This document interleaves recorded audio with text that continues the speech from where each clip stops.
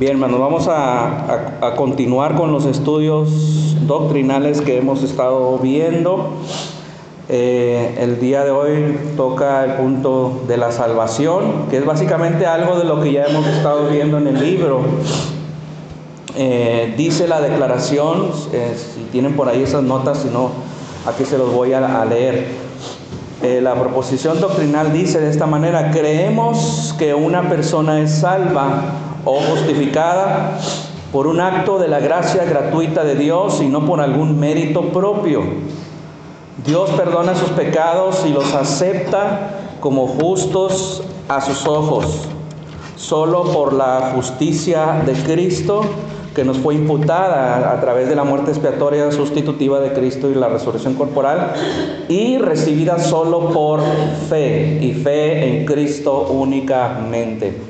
Entonces es básicamente la salvación mediante la fe, justificación mediante la fe. De eso se trata. Hemos visto la persona de Cristo, hemos visto la obra de Cristo, y el Evangelio, que es básicamente el Evangelio de Cristo. El Evangelio de Cristo, de acuerdo a lo que dice Pablo en 1 Corintios 15, pues es que dice que Cristo murió por nuestros pecados conforme a las Escrituras, y que fue sepultado y que resucitó al tercer día conforme a las Escrituras. Este es el mensaje del Evangelio. El resto de las Escrituras obviamente nos están explicando lo que es este mensaje del Evangelio. Y como decía Martín Lutero, siempre hay un peligro de que en cada generación se distorsione el Evangelio. Por eso tenemos que estarlo defendiendo. Él decía que el Evangelio debe ser defendido en cada generación, y hoy en día debe ser defendido incluso dentro de los mismos evangélicos, de los que se llaman evangélicos. Porque cuando uno empieza a hablar del Evangelio, bíblicamente ya no es extraño que alguien nos responda y nos dice lo contrario, y que personas que dicen que son cristianas, ¿verdad? Entonces, cuando proclamas el verdadero Evangelio, alguien va a saltar y va a decir lo contrario, y muchas veces son los mismos evangélicos, ¿verdad? Esa es la razón por la cual tenemos que estarlo defendiendo constantemente. Pero en relación a este tema que vamos a ver, quiero ir a un pasaje en Mateo 27, un pasaje que ya conocido, pero que nos va a ilustrar muy bien esta enseñanza. Mateo 27, versículo 41.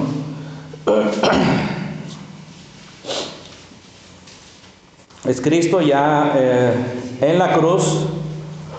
Ya está Cristo en la cruz, dice ahí Mateo 27, 41. De esta manera también los principales sacerdotes, escarneciéndole con los escribas y los fariseos y los ancianos, decían: a otro salvó, a sí mismo no se puede salvar. Si es el Rey de Israel, descienda ahora de la cruz y creeremos en él. Confió en Dios, líbrele ahora si le quiere, porque ha dicho: soy hijo de Dios. Y le dice, lo mismo le injuriaban también los ladrones que estaban crucificados con él. Es decir, la gente que estaba ahí alrededor, junto con los que están crucificados con Cristo, decían, pues que descienda de la cruz, al cabo dice que él es hijo de Dios, que haga eso y creeremos en él. O sea, están burlándose, están haciendo mofa de él, ¿verdad? Pero el punto es que el versículo 44 nos dice que hay dos hombres también, los ladrones que estaban ahí, también decían lo mismo. ¿Sí? Hay dos hombres junto a Jesús soportando una de las formas más dolorosas de morir. En aquel entonces era una tortura estar ahí. Ellos están crucificados, recuerden, y cuando la gente estaba crucificada, llegó un momento que ya hasta respirar era muy doloroso, porque están crucificados con los brazos extendidos, y para poder hablar necesitaban respirar, y con las piernas necesitaban levantarse. Por eso es que a veces les quebraban las piernas para que ya no tuvieran la manera de extender su cuerpo hacia arriba. Y estos hombres toman fuerzas, toman energías en medio de ese dolor, y están también blasfemando de Cristo ahí en sus últimos días. O sea, esta gente que estaba crucificada era lo peor de la sociedad en aquel entonces. Han cometido actos terribles para llegar a la cruz, y en sus últimos momentos lo que hacen es seguir blasfemando, es decir, seguir pecando aún más, ¿verdad? Ahora, pero vayamos a Lucas capítulo 23 y vemos la misma escena. Capítulo 23 de Lucas, en el versículo 39. Lucas 23, versículo 39.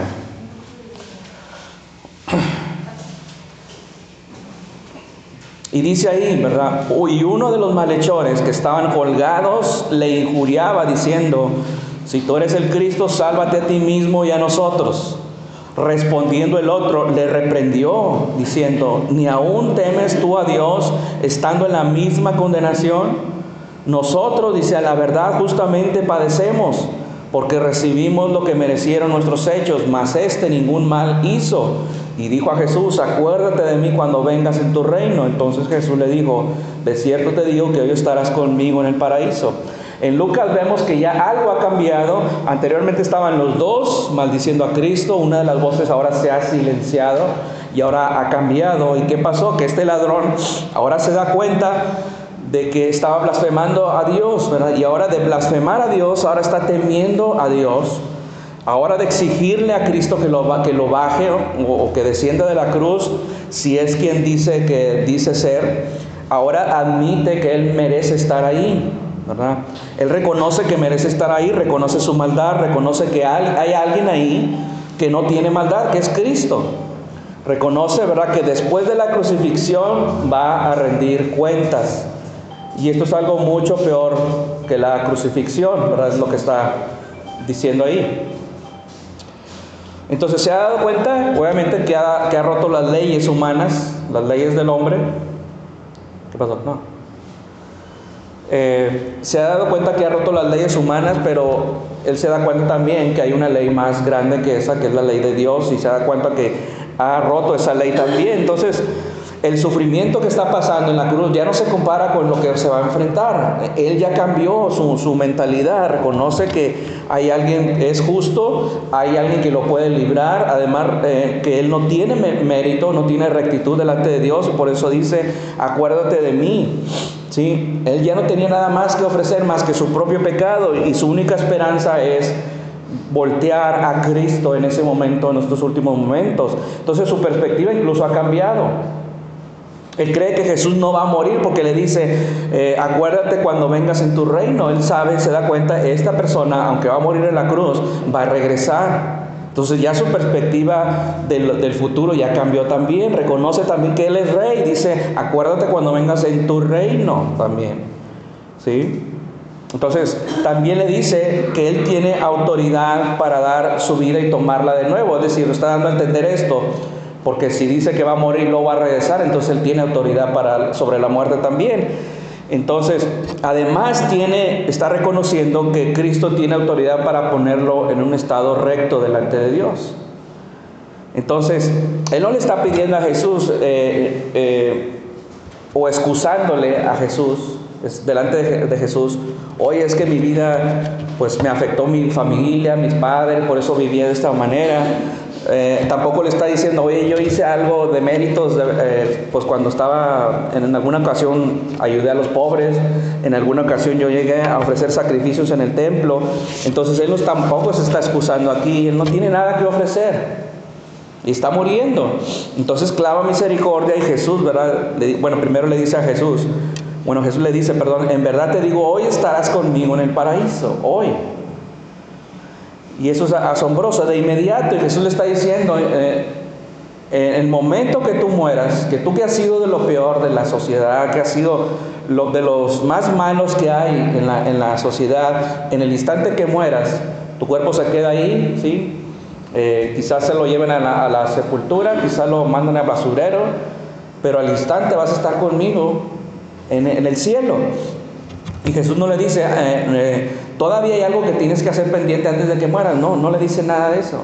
Tampoco le habla de un purgatorio, como los católicos que creen. No le está diciendo eso tampoco. Le dice: hoy estarás conmigo, de inmediato hoy estarás conmigo en el paraíso. ¿Sí? Entonces, ¿cómo a pesar de que este hombre, de todos sus pecados, de toda la maldad que él ha vivido, aún él puede ser recibido en el cielo por el Dios 3 veces santo? ¿Sí? El ladrón no le está diciendo: oye, ¿qué necesito hacer más? ¿Hay algo más que necesite hacer? No necesito irme a bautizar, porque pues no me he bautizado y al menos necesitaría eso para poder entrar al cielo. No, Jesús le dice: hoy estarás conmigo. O sea, solamente él puso su fe en Jesucristo, y en ese momento Él fue aceptado, ¿verdad? Y al momento de morir, Él está en el cielo. Entonces, este hombre desde entonces, desde que toda su vida vivió en maldad, desde entonces en la cruz, hoy está gozándose con Cristo en el cielo eternamente. Entonces, a pesar de que Él ha cometido los peores crímenes, para nosotros quizá nunca cometamos los mismos crímenes que Él. Quizá nosotros suframos más por la causa de Cristo, ¿ok? Quizá nosotros sirvamos más al Señor que Él, que esta persona que toda su vida vivió en maldad. Pero sin embargo, nosotros y Él y nosotros somos igualmente justificados delante de Dios. ¿Sí? ¿Por qué? Porque la justificación no tiene grados, acuérdense. Entonces, nosotros igualmente que esta persona somos considerados justos delante de Dios. Y todo cristiano es salvado de la misma manera. Algunas veces escuché en el radio, ¿cómo es posible esto? O sea, no se lo creían, ¿no? Que esta persona, después de vivir toda su maldad, toda su vida en maldad, finalmente él fue aceptado en el cielo, ¿verdad? Y la gente a veces es chocante. Acá hay lugar, ¿sí? Es chocante para la gente entender esto, ¿verdad? Cómo después de toda su vida vivir así, finalmente al morir, son aceptados. Y mucha gente dice, qué fácil, qué fácil. Y es una idea común, ¿verdad? Hoy en día que se piensa que hay una balanza en el cielo, que entre más obras buenas hagas, pues se va a equilibrar todo y la balanza se va a inclinar en favor hacia ti. Esa es una creencia común, y eso yo lo he escuchado, incluso de gente así, de personas del trabajo, ¿verdad? Que tienen esa creencia muy arraigada en ellos. Y todas las religiones hablan de esto también. Por ejemplo, el Islam también nos dice que el Dios del Islam, o el Alá, ¿verdad? Que ellos piensan, la gente piensa que en el cielo hay una balanza así. En uno de sus escritos en el Corán dice, allá en Sura, en 23 Sura, dice, aquellos cuyas obras buenas pesen más en la balanza serán los triunfadores. En cambio, quienes sus malas obras sean las que más pesen, estarán perdidos y morarán eternamente en el infierno. Entonces, una balanza, dicen que hay en el cielo. Los testigos de Jehová es parecido también. Dice en sus escritos, dice, para que el nombre de uno sea escrito en este libro de la vida, dependerá de las obras de uno. Dice, ellos deben estar trabajando duro por la recompensa de la vida eterna. Y ese trabajo arduo que ellos mencionan incluye también pertenecer a su sociedad, que es la Watchtower, ¿no? Es una organización que creen que ellos es la única que Dios ha autorizado. Y de hecho dicen en uno de sus escritos, si vamos a caminar a la luz de la verdad, debemos reconocer no solo a Jehová Dios como nuestro Padre, sino también a su organización como nuestra Madre. Entonces ellos están añadiendo también obras. De la misma manera que el catolicismo, ¿verdad? En su concilio de Trento también nos dice que si alguno dijera que el pecador se justifica con la sola fe, entendiendo que no se requiere otra cosa alguna que coopere a conseguir la gracia de la justificación, y que de ningún modo es necesario que se prepare y disponga en el movimiento de su voluntad, dice, sea anatema. Incluso en el bautismo, cuando hablan del bautismo, dice, si alguien dijera que el bautismo es opcional, es decir, que no es necesario para la salvación, que sea anatema. Y todas estas religiones están clamando, están diciéndonos, hay que hacer algo para ganar la salvación. Y la Escritura dice, es solo mediante la fe, ¿sí? Y este fue el tema de batalla de la Reforma. Durante la Reforma este fue el tema de batalla. Porque la justificación, la idea que se tenía de la justificación es que era un proceso de volverse justo. Es decir, los pecadores eran aceptados por Dios no simplemente porque Dios los declaró justos, sino porque estaban en un grado convirtiéndose en justos. Esa es la idea que se tenía, y el objetivo de los reformadores era precisamente atacar este punto, era preservar la actividad única de Dios en la salvación. Ese era el objetivo que ellos tenían que atacar. Por eso se desarrolló la postura, ¿verdad?, de los reformadores en las 5 solas. ¿Recuerdan las cinco solas? ¿Cuáles son? Sola Escritura, ¿verdad? Sola Escritura. ¿Qué quiere decir eso? Sola Escritura. La única, pero, bueno, no es la única, sino es la máxima autoridad, porque no está negando a otras autoridades. Eso es muy importante, ¿verdad? Porque a veces se acusan de eso, ¿verdad? No está diciendo únicamente la Escritura como autoridad, no, hay diferentes autoridades, pero la máxima autoridad es la palabra, sola Escritura. Y hay otra que dice sola fide. Ellos protestaron, pues se llamaban protestantes, ¿verdad?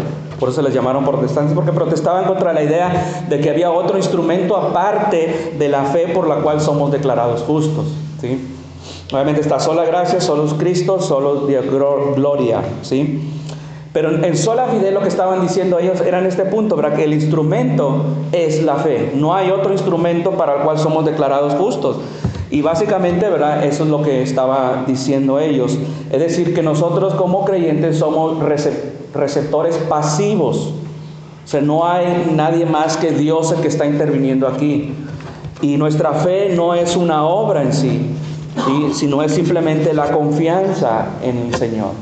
Entonces no hay nada que se le estaba agregando, y eso es lo que ellos estaban defendiendo. Entonces, el punto de esto ahora también que surgió, obviamente, al declarar los reformadores esto, que solamente es la fe por la cual somos justos, empezaron ellos a recibir ataques en el sentido de que las obras no son importantes, ¿sí?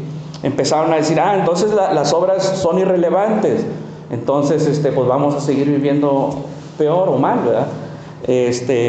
Y ellos decían, no, ustedes están eliminando el incentivo de las buenas obras, porque están diciendo solamente que solamente por la fe. Y no es así. Ellos respondieron, ¿verdad? Porque podemos ser justificados solo por la fe, pero dice, la fe nunca está sola. Eso respondieron los reformadores.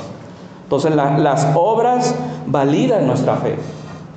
Calvino decía, eso es lo que dice Calvino, es interesante: las obras nunca te salvarán, pero nunca serás salvo sin obras, ¿sí?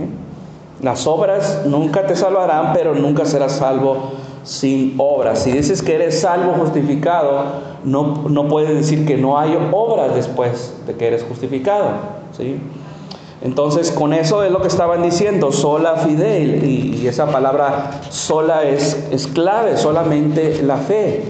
Toda religión tiene un concepto de fe, pero ninguna tiene un concepto de solo mediante la fe.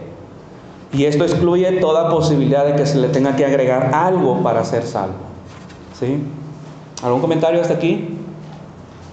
Me parece que la Iglesia Católica tiene el pensamiento de es obras más fe es igual a salvación, y nosotros lo entendemos como es fe y es igual a salvación más obras. Esa es la fórmula, ¿verdad? Sí, exactamente.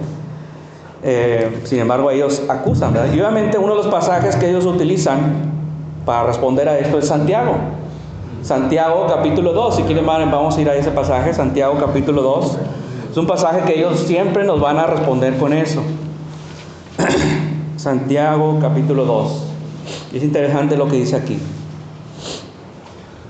El versículo 24, dice Santiago 2:24, nos dice: vosotros veis pues que el hombre es justificado por las obras y no solamente por la fe. Entonces, esta epístola, ¿verdad? Es el mismo Martín Lutero, el reformador, consideró a esta carta como una epístola de paja, es decir, que no era útil. Él luchó con esto porque cuando vio esto dice, caray, esto contradice lo que dice Pablo en Romanos.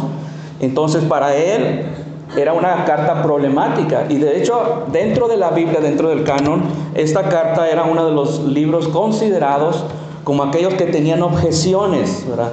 A esos libros se les llamó los antilegómenos. Estos libros estaban incluidos Eclesiastés, Hebreos, y tenían algunas objeciones. Finalmente fueron incluidos en el canon, pero tenían ciertas objeciones cuando estaban viendo lo del canon. Entonces se cuestionaba esto. Entonces la pregunta era, ¿está Santiago contradiciendo lo que dice Pablo? ¿O Pablo está contradiciendo lo que dice Santiago? Porque hay que recordar que Santiago, dentro de la cronología, fue escrita primero que Romanos.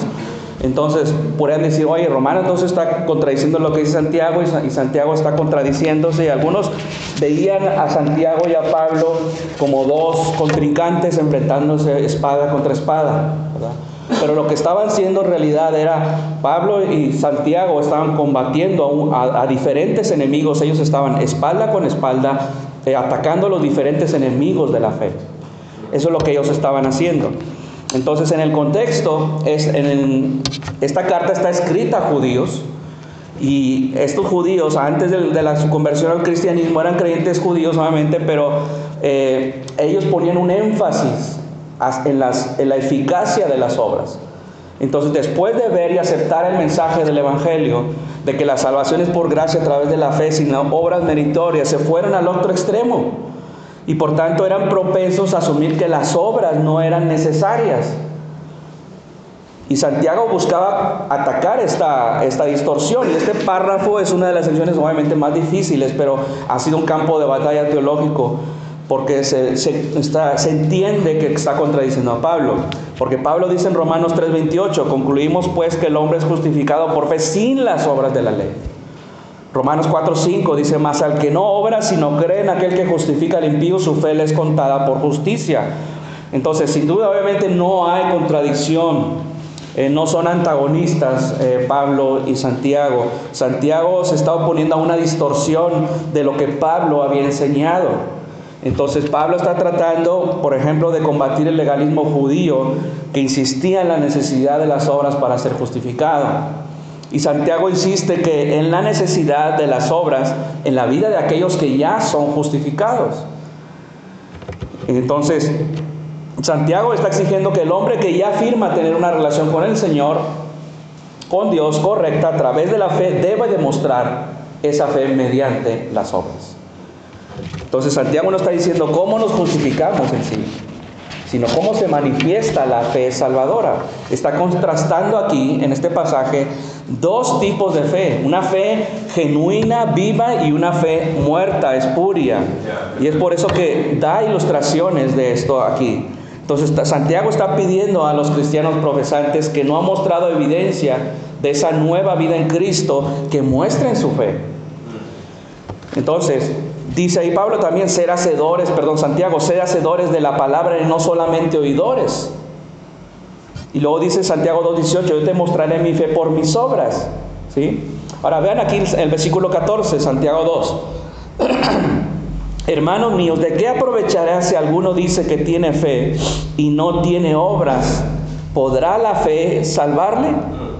Santiago está comenzando aquí esta discusión, ¿verdad? Haciendo esta pregunta a por decir así, una persona hipotética, una situación hipotética. Hermanos, dice, ¿de qué aprovechará? Y primero, esa frase es importante, hermanos míos, está hablando él en un tono pastoral, porque es su preocupación, ¿verdad?, con los oyentes. Y dice, ¿qué beneficio, de qué sirve, qué ventaja ofrece, ¿verdad?, esta fe? Si alguien anda diciendo que es creyente, dice creer la sana doctrina, dice creer la teología correcta, anda diciendo haber confiado en Cristo, pero insiste o persiste en no demostrarlo mediante una vida que no tiene fruto. Como ahí dice, ¿podrá esa fe, o podrá la fe salvarle? O está diciendo, ¿podrá esa fe o ese tipo de fe salvarle? Ese tipo de fe. ¿Podrá alguien que ser salvo mediante una fe que no resulta en obras? Eso es lo que pregunta ahí Santiago, y obviamente la respuesta es no. Y algo muy importante aquí que dice, que el texto, hay que tomar en cuenta lo que no dice el texto. Él dice, el texto no dice si alguno tiene fe, sino si alguno dice o pregona tener fe. Es muy diferente, ¿verdad? Entonces, ¿por qué? Porque dentro de las iglesias hay personas que se dicen cristianas, dicen creer, no salvas, y a veces están engañadas, no lo saben. Y Santiago asume obviamente que la mayoría son cristianos, pero también sabe que algunos pudieran estar engañados y simplemente estar diciendo que son creyentes. Entonces, si no hay obras en una persona, también debemos asumir que la fe tampoco existe en esa persona. Eso es lo que estaba ahí diciendo. Entonces, Muchos pueden decir, yo soy cristiano, yo creo en Cristo, y siempre andan diciendo, incluso adoptan el vocabulario cristiano, hola hermano, Dios te bendiga, pero no ve, en su vida no hay evidencia de esa salvación. No hay nada que respalde esa salvación. Y esa fe, dice Santiago, es una fe mortal, es una fe muerta. Es peligrosa. Dice Santiago, ¿podrá ese tipo de fe salvarle a la persona? Obviamente no es salva esa persona. Esa es la respuesta que está dando Santiago. Entonces, Santiago no está presentando una probabilidad de un caso en el que alguien pueda tener fe y no dar evidencia de salvación, de fruto. Entonces, si alguien dice tener fe, la fe viva se evidencia, va a evidenciarse por medio de las obras, ¿sí? Entonces, por eso dice Santiago, ¿acaso esa fe les salvará? No, no es salvo esa persona. Entonces, claramente está diciendo, no es una fe viva o es una fe muerta, es un contraste que está haciendo, ¿sí? Ahora ven, el versículo 15 nos da esta ilustración, dice, ok, vamos a explicarles, hermanos, quiero explicarles por qué estoy diciendo esto, y vemos ahí Santiago 2:15. Les voy a dar un ejemplo, dice Santiago. Si un hermano o una hermana están desnudos y tienen necesidad del mantenimiento de cada día, y alguno de vosotros les dice, id en paz, calentaos y saciaos, pero no les dais las cosas que son necesarias para el cuerpo, ¿de qué aprovecha? Dice.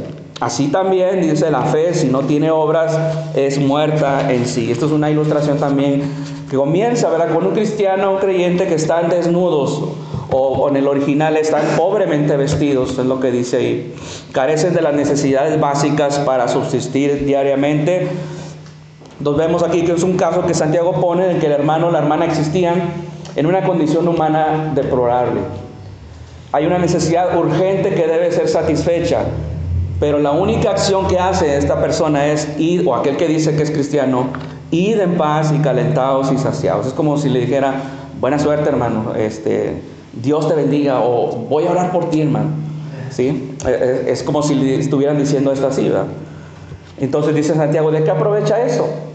¿De qué aprovecha eso? ¿De qué sirven esas palabras piadosas si tú tienes la capacidad de ayudar a este hermano y estás viendo la necesidad y no lo ayudas? Es una fe muerta, dice Santiago. Entonces, es como cuando alguien ve una película, ¿verdad?, un programa, y se molestan ahí, nos molestamos, nos indignamos por las cosas injustas que vemos ahí en esa película, ¿verdad?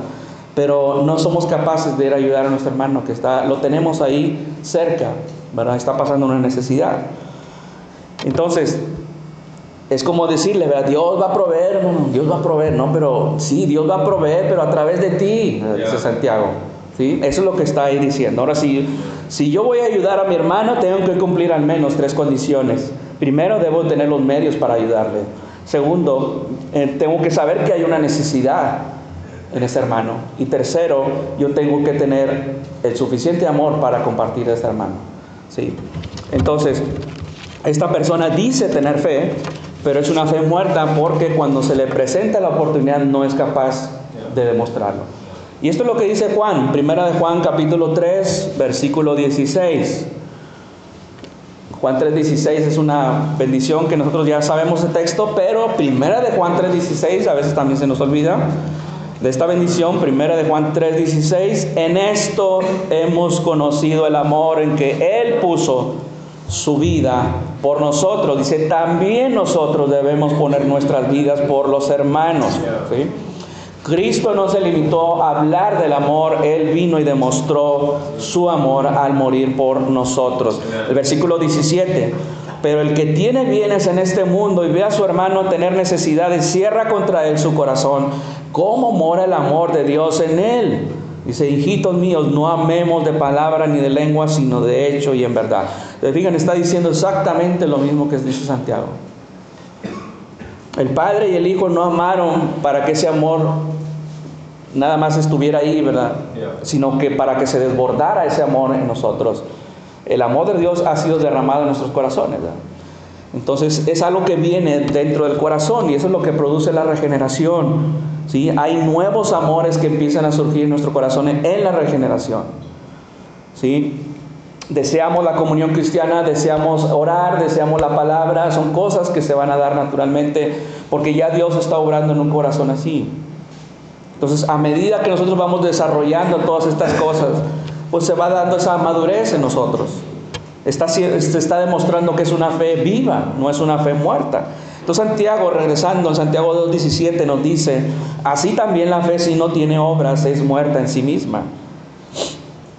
Esa fe que dice tener es una fe muerta, es un cadáver. Santiago nos dice que ellos han perdido el entendimiento de lo que es la fe. Y Santiago no está diciendo, es que han perdido el entusiasmo, ¿no?, por hacer obras. No, está diciendo, es una fe muerta. ¿Sí? No hay vida, no hay reacción. Si no estás viviendo y no estás practicando el amor, aún vives en el ámbito ahora sí de la muerte. ¿Sí? Dice Santiago. ¿Sí? Entonces, ¿por qué? Porque una fe muerta nunca va a producir obras. Y no está hablando Santiago de una fe débil, en contraste con una fe fuerte. No, está hablando de una fe viva y una fe muerta. Ese es el contraste. ¿Sí? La fe salvadora genuina se va a revelar en acciones. 1 Juan 3:14 también dice, nosotros sabemos que hemos pasado de muerta a vida en que amamos a los hermanos. El que no ama a su hermano, dice, permanece en muerte. Y esto no es un sentimentalismo, obviamente emocional, sino que es amor en acción. Eso es lo que está enseñando ahí.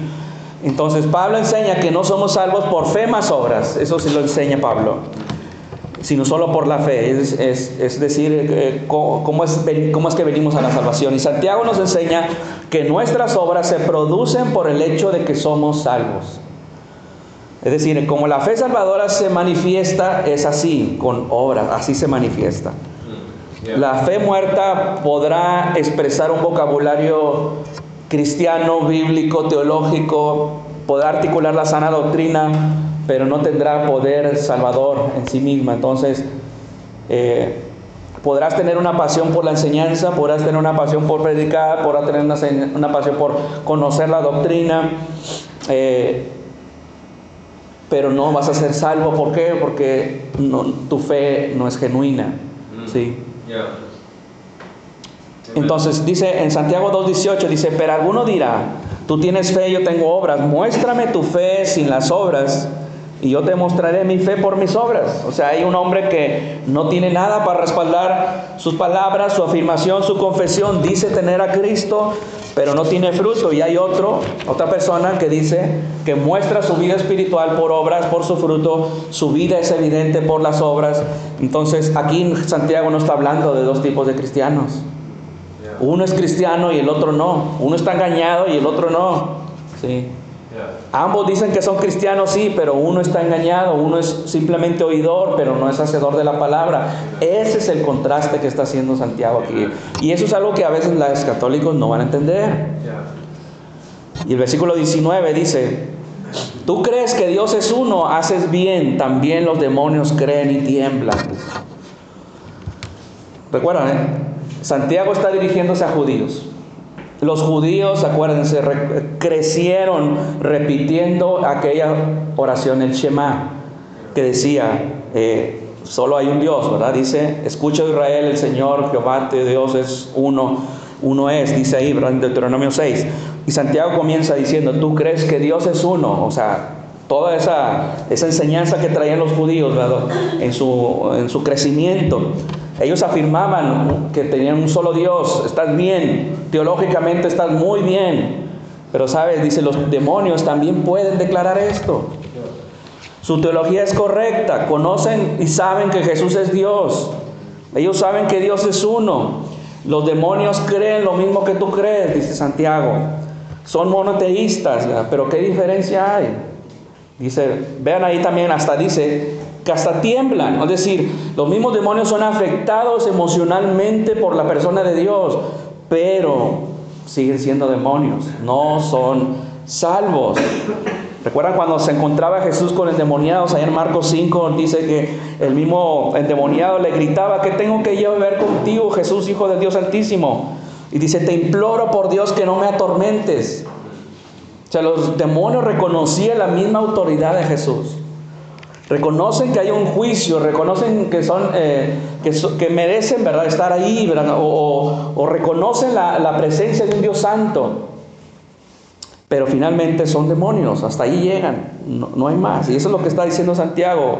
O sea, a pesar de lo que tú creas, a pesar de que tener una sana doctrina y creer muy bien que quién es Dios, si tienes una fe muerta como la que vemos aquí en Santiago, pues simplemente no eres salvo.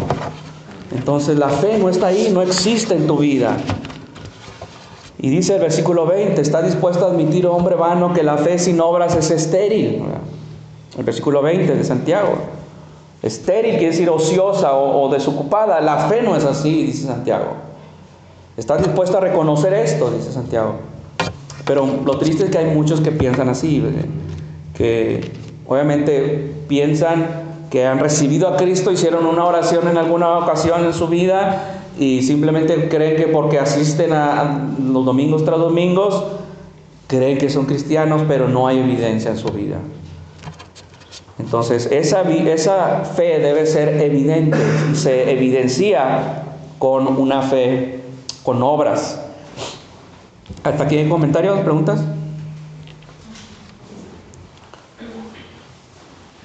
Bien, ahí siguiendo en Santiago, dice algo interesante también.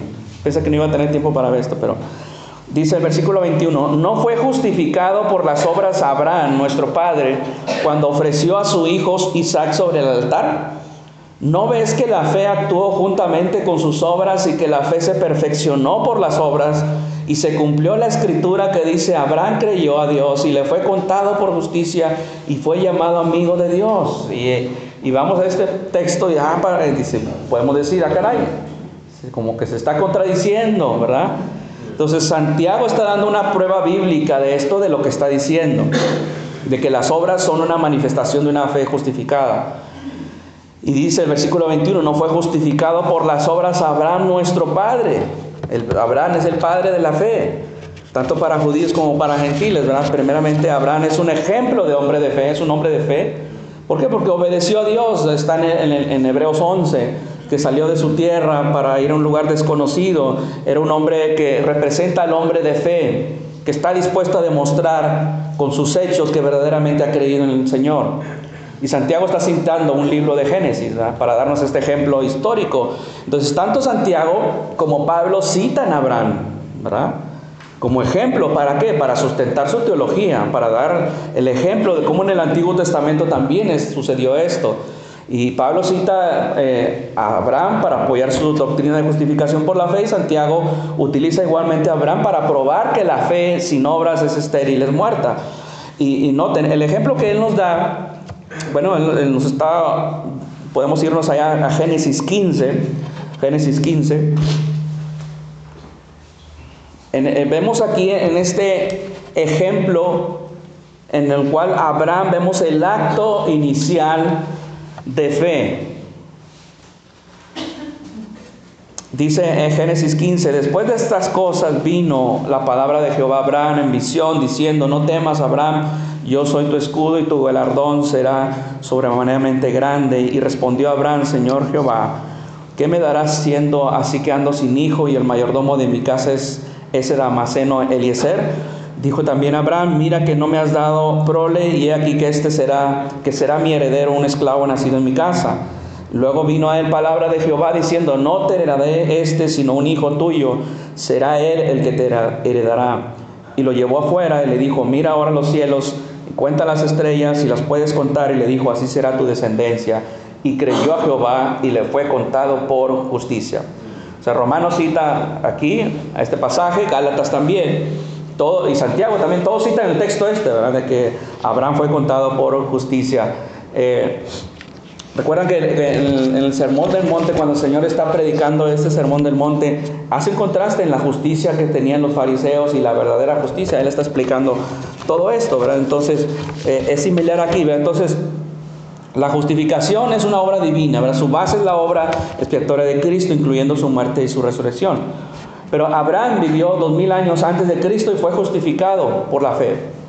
David también fue justificado por la fe, pero notemos aquí lo que hace Santiago al darnos este ejemplo. Dice el versículo 21, leíamos de Santiago 2, que no fue justificado por las obras Abraham nuestro padre cuando ofreció a su hijo Isaac sobre el altar. Esto no sucedió obviamente en Génesis 15, el que acabamos de leer. Lo que está diciendo Santiago de que Abraham iba a ofrecer a Isaac como en un sacrificio en el altar, no sucedió en Génesis 15. Sucedió hasta Génesis 22. ¿Sí? Entonces, Santiago y Pablo escogen diferentes momentos en la vida de Abraham para demostrar su punto. Pablo toma a Abraham en Génesis 15. Santiago está ilustrando su fe en Génesis 22, que es cuando él ofrece a su hijo, que es 30 años después. 30 años después. Entonces, en Santiago 2, del 21 al 23, hay una brecha de 30 años ahí. Santiago conoce el Antiguo Testamento, él no es ignorante de ello. Abraham ya había sido justificado 30 años antes, cuando fue a ofrecer a su hijo.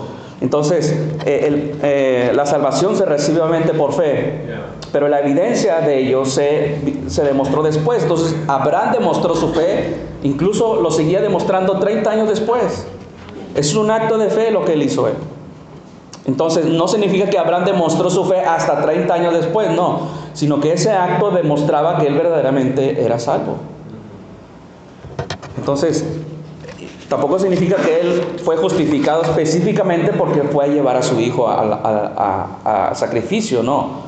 ¿Sí? El ejemplo de Abraham responde a esa pregunta importante. La persona justificada tiene una vida cambiada y va a obedecer la voluntad de Dios, y si lo va a demostrar por sus obras. Entonces, Santiago ni Pablo se contradicen. Somos salvos por gracia mediante la fe. Entonces, ¿cómo vive una persona justificada? ¿Cuál es la evidencia de la justificación? Bueno, la salvación es por la fe, pero esta siempre va a producir vida, siempre va a producir obras. Y es muy importante esto. Fe más obras es igual a justificación, dicen, ¿verdad? Algunos. Entonces, el punto es que la verdadera fe siempre va a manifestarse en un amor activo, práctico en nuestras relaciones. ¿Sí? Las obras no salvan a nadie.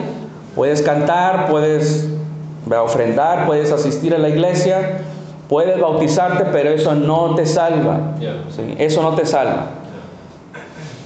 Y vean ahí en Santiago 2, regresando, versículo 22. ¿No ves que la fe actuó juntamente con sus obras y que la fe se perfeccionó por las obras? Y se cumplió la escritura, ¿verdad? Dice que Abraham creyó y le fue contado por justicia. ¿Qué significa aquí la fe se perfeccionó por las obras? Perfeccionar aquí significa llevar a su medida completa, llevar a su meta, cumplir. Es decir, las obras no salvan, pero el objetivo de la fe son las obras. ¿Sí? Entonces la fe de Abraham, por decir así, fue llevada a la meta, fue llevada a la madurez, a su edad adulta. Obviamente eso lo hizo Dios en su vida. La fe no está completa hasta que se demuestre por nuestras vidas por las obras que nosotros hagamos, por la transformación. Entonces Abraham dio pruebas de su fe.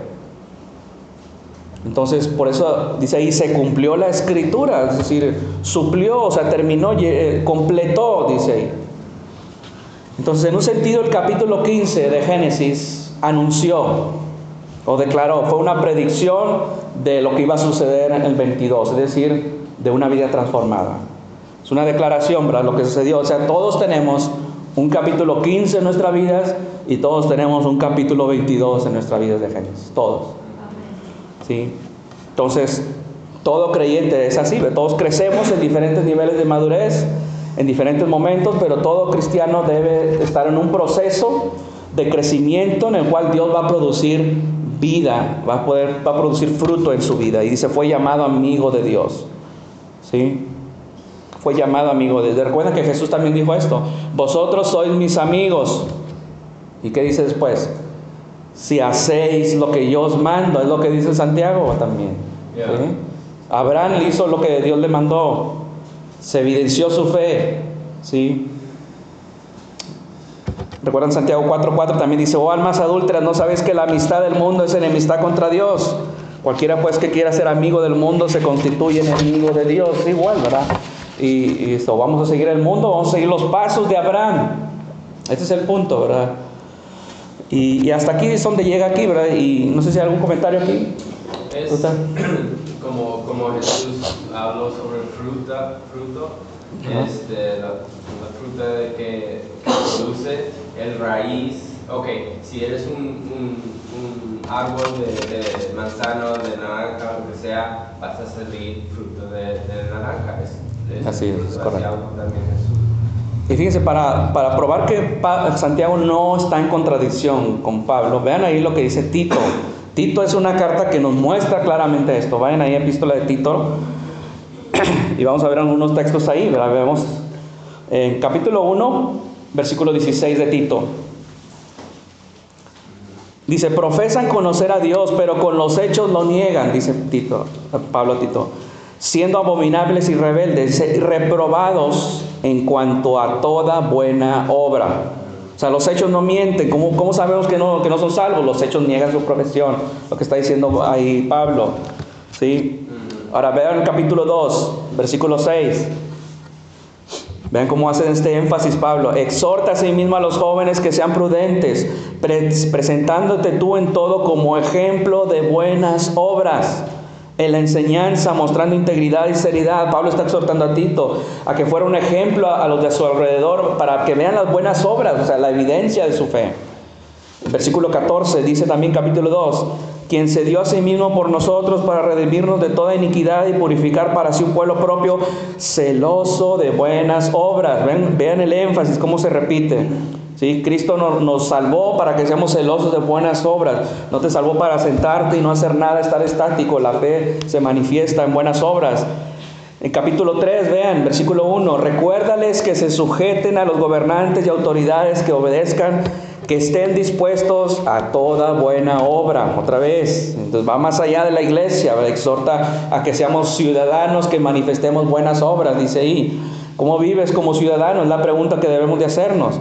Capítulo 3, ahí mismo, versículo 8, palabra fiel es esta, y en estas cosas quiero que insistas con firmeza para que los que creen en Dios procuren ocuparse en buenas obras. Estas cosas son buenas y útiles a los hombres.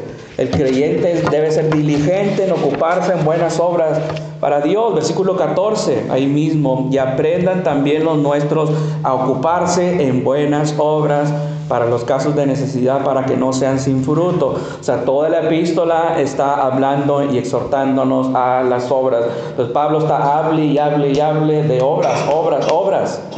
Es lo que está diciendo Santiago, ¿verdad? Entonces nunca está en contradicción con Santiago. Pero ni Santiago está en contradicción con Pablo, ni Pablo viceversa.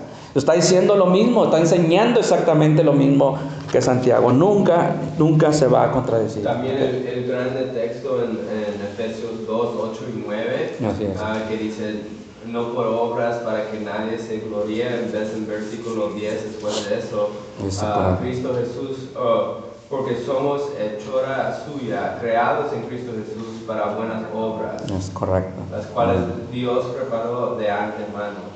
Así es, debemos ser un pueblo celoso de buenas obras. Amén.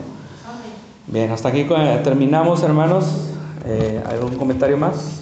¿Pregunta? Bueno, entonces concluimos. Empezamos en unos 5 minutitos, hermanos. Siguiente culto. Dios los bendiga.